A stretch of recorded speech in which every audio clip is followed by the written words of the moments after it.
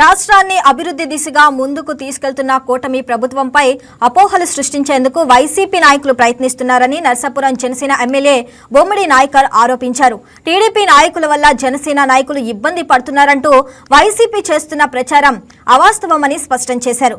గత వైసీపీ పాలనలో 3 రాజధానుల పేరుతో రాష్ట్రానికి ఒక్క రాజధాని కూడా లేకుండా చేశారని విమర్శించారు. పార్టీలకు అతీతంగా సీఎం రిలీఫ్ ఫండ్ అందజేస్తున్నామని ఎమ్మెల్యే నాయకర్ వెల్లడించారు. మోడీ గారు కానీ ఆంధ్ర రాష్ట్రాన్ని అవ్వచ్చు, భారతదేశాన్ని అవ్వచ్చు, అభివృద్ధిగా ముందుకు వెళ్లే విధంగానే మా కూటమి ప్రభుత్వం ముందుకు వెళ్తుంది.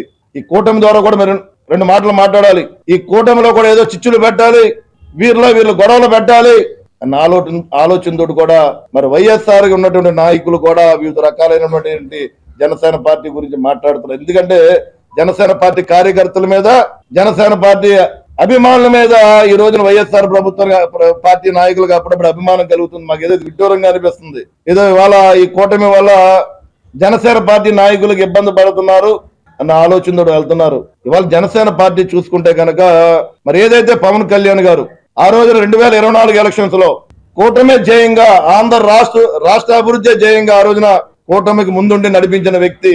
మొదట 24 సీట్లు ఎమ్మెల్యే సీట్లు అనుకున్నారు జనసేన పార్టీకి. ఆ రోజున బీజేపీతో సహకరించవలసిన అవసరం ఉంది కాబట్టి 21 సీట్లకు తగ్గి రాష్ట్ర అభివృద్ధి జయంగా ముందుకెళ్లి ఏదైతే 21 సీట్లు ఉన్నాయో 21 సీట్లు గెలిచి ఏదైతే 2 ఎంపీ స్థానాలు ఉన్నాయో 2 ఎంపీ స్థానాలు గెలిచిన 100% స్ట్రైక్ రేట్ తోటి ఆ రోజు పవన్ కళ్యాణ్ గారు తీసుకున్న విధానాన్ని మరి జనసేన పార్టీ పూర్తిగా మేమందరూ కూడా ఏకీపిస్తున్నాం. మేము ఏదో వాళ్ళందరూ చెప్తున్నారు, ఏదో సిద్ధార్థ రెడ్డి ఎవరో వాళ్ళ నాయకుడు చెప్తున్నాడు జనసేన పార్టీ కార్యకర్తలు కానీ ఇబ్బంది పడుతున్నారని.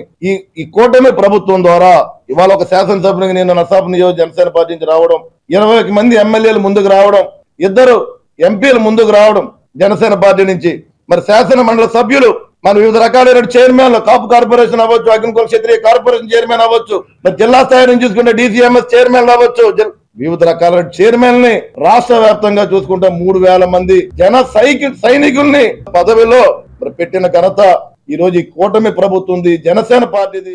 ఈ వీడియో మీకు నచ్చినట్లయితే లైక్ చేయండి, షేర్ చేయండి, మా ఛానల్ కి సబ్స్క్రైబ్ చేయండి.